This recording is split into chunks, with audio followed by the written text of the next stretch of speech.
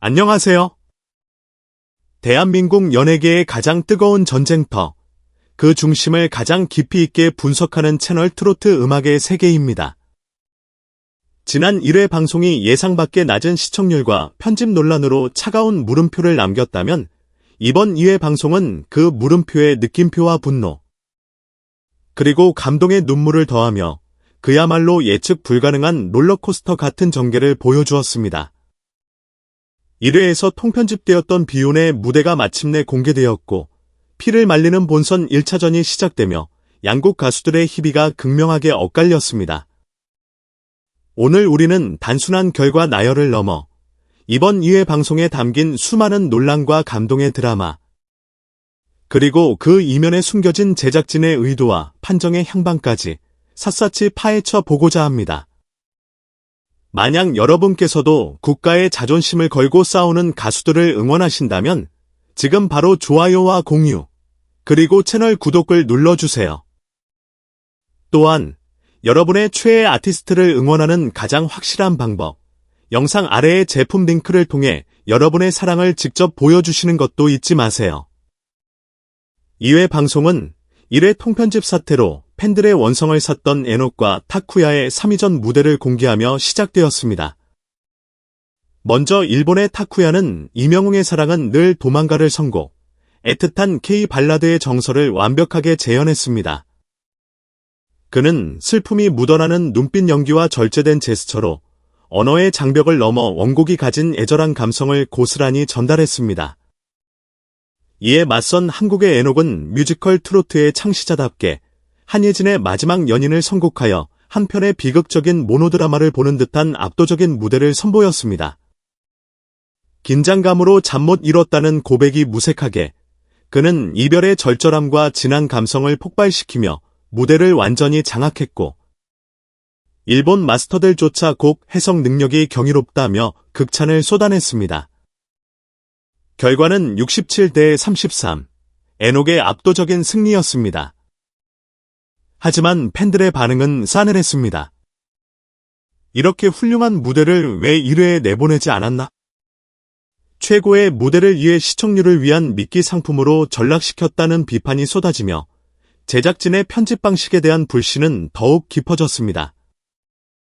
결과적으로 2회 시청률은 1회 4.9%에서 5.6%로 소폭 상승했지만 2024 한일가왕전 2회 시청률이었던 10.9%와 비교하면 여전히 절반 수준에 그치며 편집 논란이 오히려 시청자들의 이탈을 가속화시킨 것 아니냐는 분석까지 나오고 있습니다.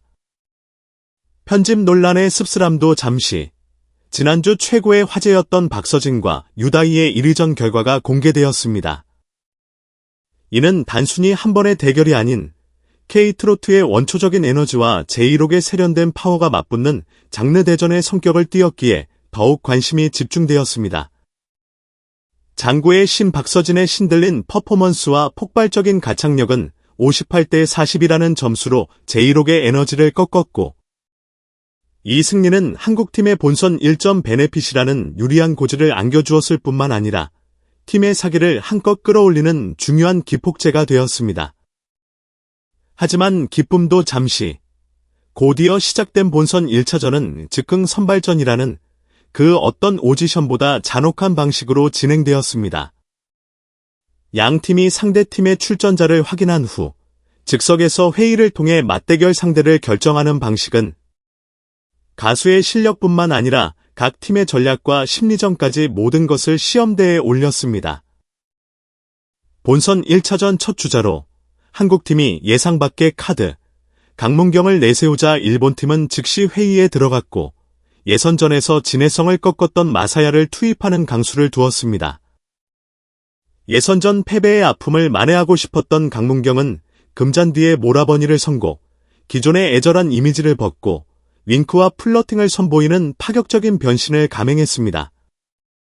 하지만 마사야는 일본의 국민 히트곡이자 한국에서도 유명한 요네즈 켄시의 레몬을 선곡, 섬세한 감정 표현과 곡의 유명세를 등에 업고 124대 76이라는 큰 점수 차로 승리하며 일본이 먼저 기선을 제압했습니다.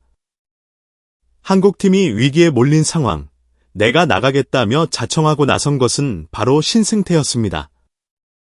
그리고 그의 상대는 예선전에서 그에게 패배했던 준이. 그야말로 운명의 리벤지 매치가 성사된 것입니다. 준이는 박남정의 널 그리며를 한국어로 소화하며 화려한 댄스를 선보였지만 신승태는 이은미의 녹턴이라는 경연에서는 보기 드문 고난도의 발라드를 비장의 무기로 꺼내 들었습니다. 그는 헤어지는 연인의 마지막 순간을 노래하며 현장의 모든 공기마저 얼어붙게 만드는 깊은 몰입감을 선사했고 일본의 마스터린마저 존경스럽다는 최고의 찬사를 보냈습니다. 결과는 128대 72, 신승태의 압도적인 승리.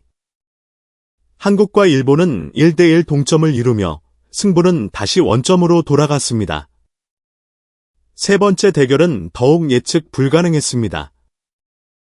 일본이 타쿠야, 슈, 신의 트리오 카드를 꺼내 완벽한 화음을 노리자 한국은 김중영과 최수호 듀엣으로 맞서는 수정 열세의 상황을 맞이했습니다. 일본 트리오는 히라이 켄의 눈을 감고를 환상적인 하모니로 선보이며 J-팝 발라드의 정수를 보여주었습니다. 하지만 김중영과 최수호는 영탁의 한량가를 선곡, 멋과 흥이 폭발하는 국악 트로트의 진수를 보여주며 K기세로 맞섰습니다. 심사위원들은 장르가 너무 달라 심사가 불가능하다 하며 괴로워했지만 결국 더 뜨겁고 신명나는 에너지를 보여준 한국의 김중현, 최수호 듀오의 손을 들어주었습니다. 한국이 2대1로 앞서가는 상황. 네 번째 주자로 나선 한국의 진해성에 맞서 일본의 작전 회의는 길어졌습니다.